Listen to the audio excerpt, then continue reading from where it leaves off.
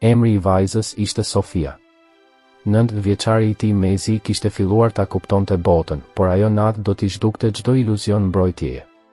Ajo kujtoi shkollën, mësuesen që i kërkoi të mos largohej nga grupi, të qeshurat e shoqeve të saj. Por gjithçka i dukej e largët tani, një kujtim pa ngjyrë, i tretur në hijet e pyllit. Sikur të mos kishte qenë kurrë në të vërtetë fëmijë. Rrëmbyesit e kishin tërhequr zvara atje. Sofia nuk e dinte se ku ndodhej, thjesht ndjente frikë në çdo fije të trupit të saj. Gjoksi i tij u shtrëngua. Me çdo sekond, hapat e tyre dukeshin më larg, por heshtja mbeti, shtypse dhe kërcënuese. Vajza u përpoq të ngrihej, por këmbët i ishin të dobëta dhe i dridheshin. Një te dhimbje ja shpoi barkun, lodhja nga detyrimi për të ecur në përpyll pa u ndalur. Ajo e dinte që nëse do të mund ta bënte, do të ikte me vrap. Por litarët e mbanin prapa, pesha e trupave të rrëmbyesve të saj mbi shpinën e saj. Ata kishin plane. Ajo nuk i dinte se çfarë ishin ato. Por ndjeva tmerrin, ndjesinë se diçka shumë më e keqe po vinte. Atëherë ai dëgjoi ulërimën e parë. Nuk ishte një zhurmë që vinte nga pemët. Nuk ishte një britmë njerëzore. Ishte gjëmimi i diçkaje që dominonte atë territor.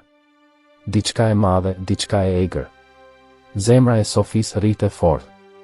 Rrëmbyesit ndaluan gjithashtu në gatishmëri, duke parë përreth, por nuk kishte asgjë të dukshme. Sytë e Sofis u zgjeruan. Ajo nuk e dinte se çfarë ishte, por ndjeu praninë e diçkaje të fuqishme, diçkaje që e mbronte edhe pa e kuptuar. Toka u drodh me një tjetër ulërim, tani më afër, duke i bërë gjethet të kërcenin në erë. Ajo dëgjoi zhurmën e diçkaje shumë më të madhe që po afrohej, një hije gjigante që kalonte midis pemëve. Frika e rrëmbyesve u shndërrua në panik. Ata e dinin se çfarë ishte. Burri i moshuar, me sy të friksuar, u përpoq ta tërhiqte vajzën larg, por nuk mundi. Zhurma e natyrës dukej se ishte në harmoni me atë ulërim, duke jehuar në mendjen e tij, duke mbytur tingujt e pyllit. Diku, në thellësitë e errësirës, diçka po i vëzhgonte, duke i pritur. Sofia ndjeu një ndjesi të çuditshme lehtësimi. Kishte diçka në ajër, diçka në instinktet e vajzës që i thoshte, nuk ishte më ajo që ishte në rrezik. Ajri i ngrirë ja preu fytyrën Sofis si teje të mprehta.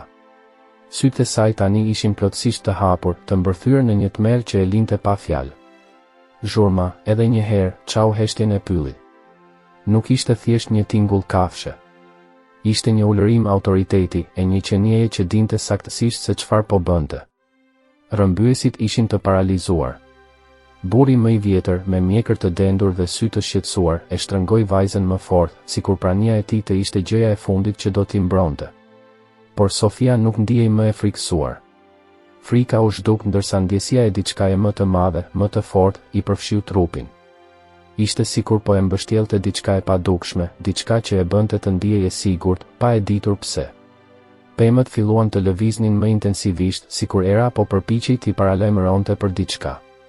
Britma, tani më e fortë, më afër, dukej sikur e bënte tokën të dridhej nën këmbët e tij. Sofia mbylli syt, duke u përpjekur të kuptonte se çfarë po ndodhte, por presioni në fyt ju shtua. Ajo donte të vraponte, por këmbët e saj ishin ende të lidhura nga litarët. Rrëmbyesi më i ri, me një pamje të çmendur, tashmë po dridhej. Ai mbante një thik në dorë dhe fytyra i ishte e zbeth si një kufom. Ai shikoi përreth, duke kërkuar një rrugë dalje, por zhurma e ulërimës e bëri të dridhej edhe më shumë. Ajri ishte i dendur, i ngarkuar me një tension të pakontrollueshëm. Sofia ndjeu praninë e diçkaje që po vinte. Diçka që ata nuk mund ta përballonin. Ishte atëherë që u shfaqen luanët e parë. Duke dalë nga hijet si hijet e krijuara nga tërbimi, u shfaq një tufë masive luanësh, trupat e tyre muskulor dhe dhëmbët e mbret reflektonin dritën e hënës. Ato nuk ishin vetëm kafshë. Ato ishin diçka më shumë. Diçka primordiale. Burri i moshuar, me sytë e zmadhuar, u kthye nga Sofia, sikur më në fund ta kishte kuptuar të vërtetën e madhe. Ai u përpoq ta tërhiqte më fort, sikur të donte ta përdorte si mburoj njerëzore. Por vajza, që nuk ishte më mjaftueshëm e fortë për t'u përballur me të, e gjeti veten në mëshirën e atij fati. Krenaria e luanëve nuk hezitoi. Kafshët filluan të përparonin, duke i rrethuar rrëmbyesit, duke i rrethuar ata me një saktësi të tmerrshme. Sofia mbylli syt duke ndjer aromën e egër dhe të ngrohtë të njërit prej luanëve që po kalonte pranë saj. Ishte një ndjesje e tmerrshme, por në të njëjtën kohë ajo ndjeu diçka shumë të ndryshme. Nuk ishte ndjesia e rrezikut. Ishte sikur po prekej nga një instinkt i thellë, nga diçka që po e mbronte. Rrëmbyesit ishin të humbur, duke mos ditur çfarë të bënin. I riu u përpoq të ikte, por shpejt u rrëzua dhe u zvarrit për tokë nga njëra prej bishave. Britma e dëshpërimit u shua nga zhurma e putrave të rënda që godisnin tokën. Më i madhi, pa forcën për të reaguar, e shikoi Sofin me sytë e tij tani plot tmerr. Ai e dinte se nuk kishte më shpëtim. Dhe pastaj, në momentin më të papritur, krenaria e luanëve ndaloi. Heshtja përfshiu gjithçka, sikur vetë pylli po priste. Tensioni në ajër ishte i prekshëm. Dhe në atë heshtje, Sofia ndjeu peshën e shikimit të njërit prej luanëve, një mashkull gjigant me sy të artë depërtues. Ai u afrua ngadalë, pa nxitim, pa frikë. Ajo e ndjeu shikimin e tij të thellë, depërtues. Ishte sikur ai vështrim po thoshte diçka. Diçka që Sofia nuk mund ta kuptonte, por që e ndjente me gjithë shpirt. Dhe kështu, mes borës që po fillonte të binte, luanët më në fund u zhdukën. Ata nuk e sulmuan vajzën. Ata thjesht e lanë të qetë. Ulërima e fundit jehoi si një sinjal se rreziku ishte zhdukur. Sofia, tani vetëm, ende dridhej, por diçka brenda saj kishte ndryshuar. Ajo e dinte se ishte shpëtuar në një farë mënyre. Por kostoja e atij shpëtimi ende nuk kishte ardhur. Heshtja pas ulërimës së luanëve ishte shtypse, e rëndë si një re e zezë. Bora po binte but tani, sikur bota të ishte ngrirë në një gjendje pritjeje.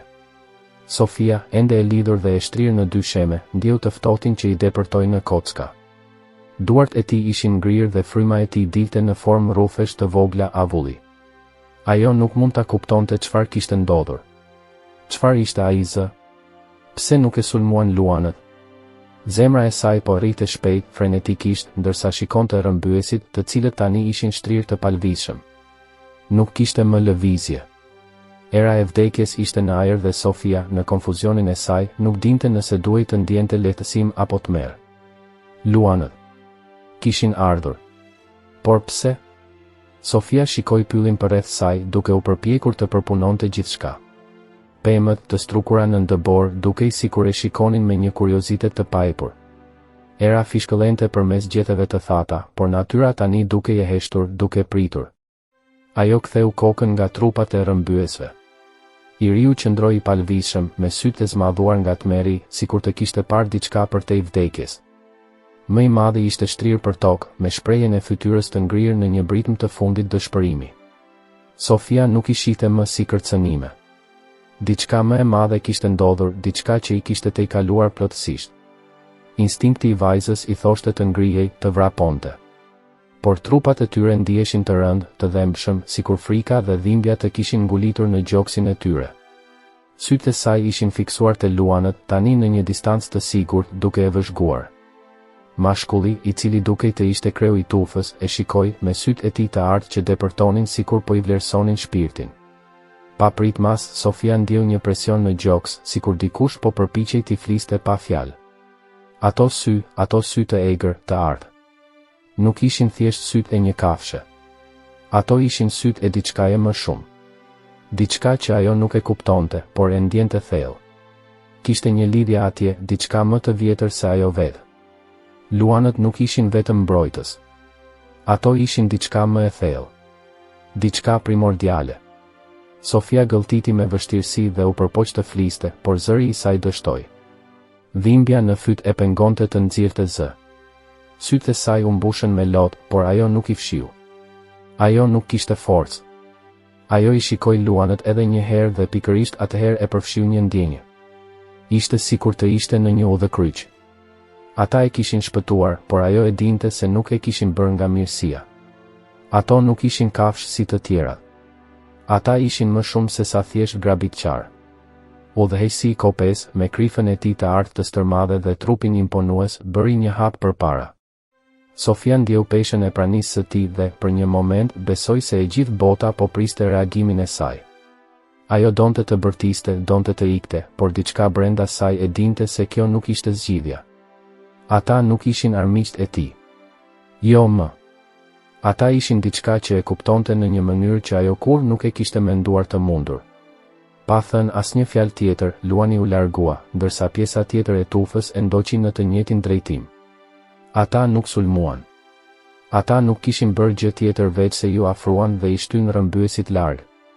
Era filloi të frynte lehtë përsëri dhe Bora filloi të binte më dendur. Vajza e vogël, tani vetëm në fushën e hapur, ndjeu një dridhje që i rrjedhi përgjatë shpinës. Tensioni në ajër ishte thyer, por ajo e dinte se rreziku ishte ende i pranishëm. Shpëtimi që ajo kishte përjetuar nuk kishte qenë falas.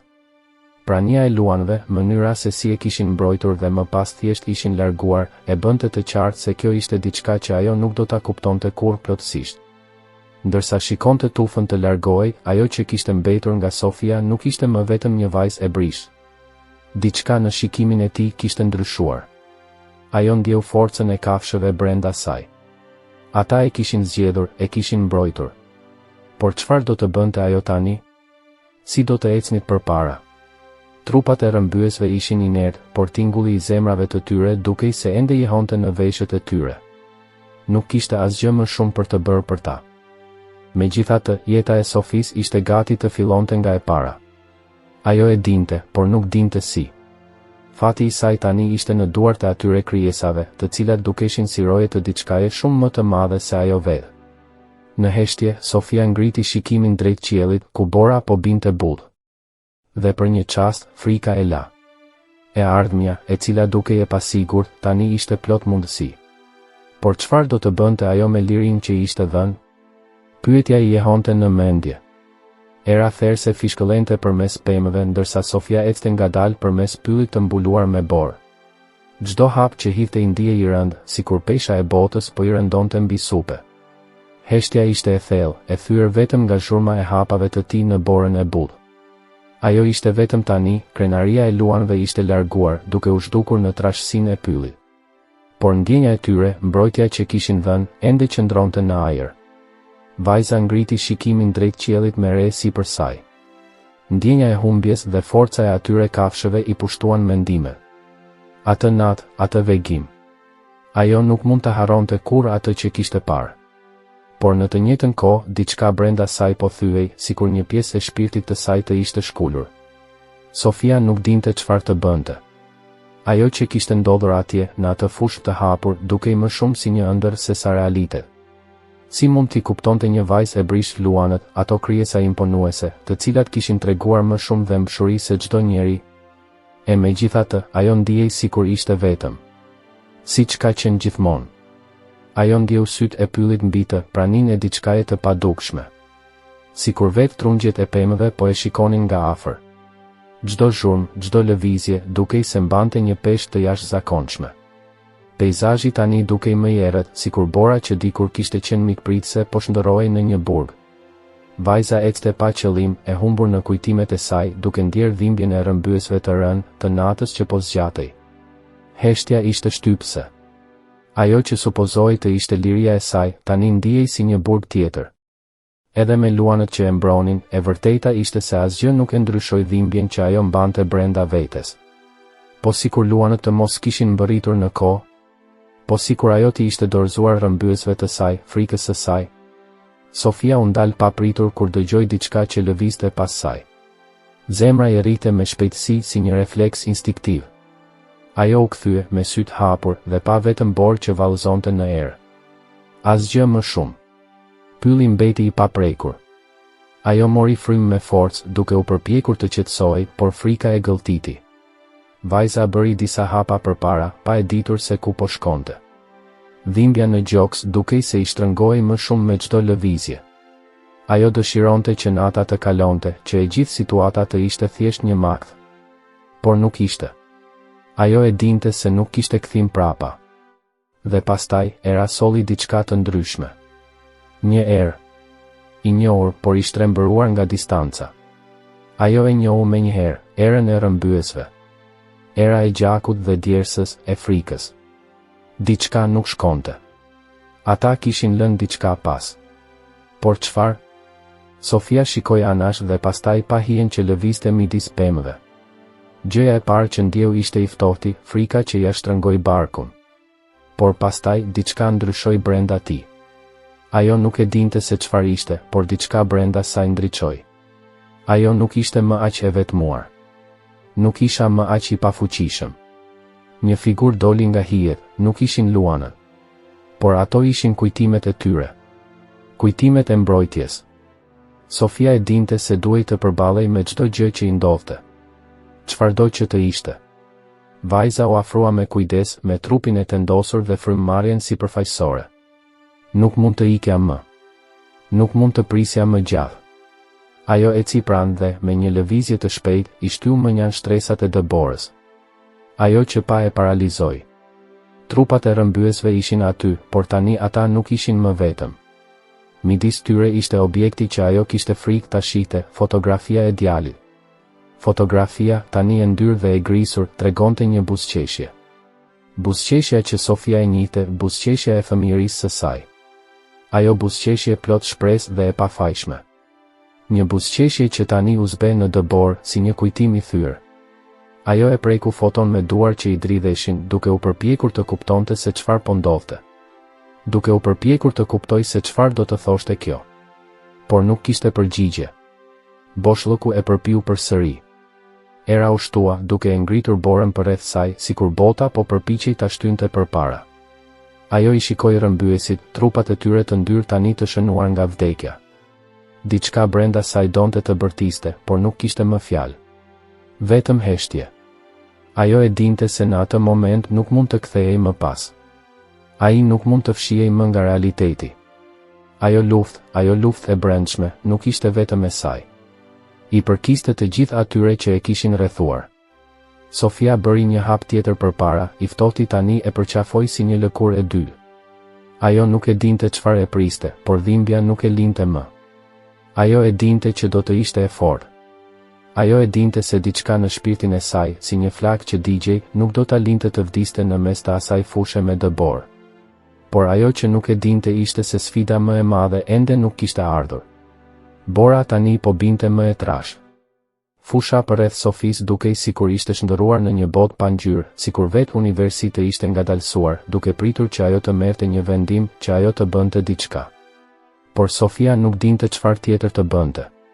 Ajo ishte në një vend ku gjithçka dukej sikur kishte ndaluar, sikur koha të ishte coptuar nga dhimbja, dhe ajo ishte mbijetuesja e fundit. Ajo shikoi trupat e rrëmbyesve të shpërndarë në përfushën e dëborës. Trupi i tij ishte i lodhur, këmbët nuk i reagonin më si më parë, adrenalina ishte zhdukur tashmë. Luanët ishin zhdukur dhe tani ajo ishte përsëri vetëm. Por diçka në shpirtin e saj e nxiti të vazhdonte. Kishte diçka që ajo duhej të bënte, diçka që ende duhej thënë. Fotografia e fëmijërisë së saj shtrihej në dy sheme, si një copë e padobishme e një ëndre të thyrë. Ajo kishte parë buzëqeshjen e lumturisë së saj të dikurshme atje, por tani fotografia ishte grisur, imazhi ishte zbehur nga dhimbja, nga humbja. Era i tërhoqi copat e fotos, sikur donte t'i përhapte në pafundësi. Sofia ra në gjunjë, duke ndjer borën e ftohtë që i depërtonte nëpër rroba. Nuk kishte më rëndësi. Asgjë nuk kishte më rëndësi. Ajo nuk e ndjente më të ftohtin si më parë, lëkura e saj nuk reagonte më. Trupi i saj po i dorëzoi lodhjes, por mendja e saj mbeti aty, e ndezur, duke luftuar kundër një përgjumjeje që kërcënonte ta përpinte. Ajo ndjeu një dhimbje të thellë në gjoks. Diçka nuk shkonte. Bota përreth saj dukej sikur po shkatërrohej dhe ajo nuk mund t'i mbante më sytë hapur. Lufta e gjithë asaj kohe, lufta për mbijetesë, lufta kundër dhimbjes dhe vetmisë, po shuhej dhe ajo nuk kishte më forcë të luftonte kundër saj. Pa pritmas, zhurma e njohur e borës që lëvizte e bëri të shikonte anash. Ishte ai. Qeni. I njëjti që ishte shfaqur në atë çast të parë, ai që e kishte mbrojtur me praninë e tij të heshtur, me forcën e tij të palëkundur. Ai ishte aty, duke qëndruar përballë saj, me sytë e ngulur tek të saj. Sytë e një miku, të një mbrojtësi, që nuk do ta braktiste kurrë. Qeni ju afrua ngadalë, me putrat e tij të rënda në dëbor. Ai ishte ndryshe. Bora mbi gëzofin e tij shkëlqente sikur të ishte flaka e fundit në një botë të mbuluar me hi. Vështrimi i tij ishte i trishtuar, por plot me një besnikëri që ja thyente zemrën. Ai u gjunjëzua pranë saj, me putrat e tij prekën lehtë borën. Sofia nuk mund të fliste më, por ndjeu frymëmarrjen që po i ngadalsoi, tingullin e jetës që po i venitet nga brenda. Ajo e dinte që ai ishte aty për të. Ajo e dinte se, pavarësisht se sa shumë ishte shkatëruar bota përreth saj, ai ishte ende aty, pranë saj, siç kishte qenë gjithmonë. Qeni ju afrua edhe më shumë, me kokën mbi supet e Sofis, sikur po përpiqej t'i ngrohte zemrën, t'i ngrohte shpirtin që po venitej. Vajza mbylli syt dhe ndjeu një val ngrohtësie që e përshkoi. Dhimbja nuk iku, por ajo ndjeu një qetësi të çuditshme. Sikur prania e tij të ishte gjëja e fundit që i nevojitej. Dhe në atë çast, kur heshtja e natës mbuloi pyllin dhe Bora vazhdoi të binte, Sofia ndjeu një lehtësim që nuk mund ta kuptonte. Ishte një paqe e hidhur, por gjithsesi një paqe. Ajo i preku kokën Qenit, duart e saj të dobta që i dridhen ledhatuan gëzofin e ftohtë. Qeni, me besnikërinë e tij të heshtur, u ngrit pak dhe e shikoi, duke pritur që ajo të thoshte diçka. Por Sofia e dinte se nuk kishte më fjalë për të thënë. Pastaj, ajo i mbylli syt përsëri dhe bota përreth saj filloi të zhdukej. Ajo që Sofia nuk e dinte ishte se, në atë moment, luanët po shikonin nga larg. Ata qëndruan aty në heshtje, duke parë largimin e tij me trishtim të thellë, sikur ta dinin se cikli i mbrojtjes kishte mbaruar. Por në atë moment, vajza ishte e lirë. I lirë nga çdo dhimbje, nga çdo frikë, nga çdo vetmi. Kur ajo mbylli syt, duke ju dorëzuar më në fund gjumit të përjetshëm, Qeni qëndroi pranë saj. Ai nuk u largua, duke qëndruar me të deri në frymën e saj të fundit, derisa era, si një përshpëritje e lehtë, ja mori shpirtin. Dhe me këtë, ai mbeti vetëm. Bora vazhdonte të binte. Era vazhdonte të ulërinte. Por në zemër të fushës, nga ku ishte larguar Sofia, tani kishte vetëm heshtje. Dhe luanët, me sytë e tyre të trishtuar, e dinin se ajo heshtje ishte homazhi i fundit që ajo meritonte.